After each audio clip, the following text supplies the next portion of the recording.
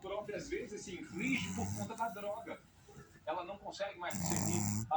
Eu só preciso usar. E dentro desse contexto, ela termina agredindo ela mesma, agredindo a família que ama, agredindo o filho, agredindo as pessoas que estão em volta. Então, por conta disso, eu acho que esse olhar é justamente no de tentar ajudar, tirar essa pessoa dessa realidade e dar uma nova oportunidade. Mostrar a ela que existe sim um caminho de fuga.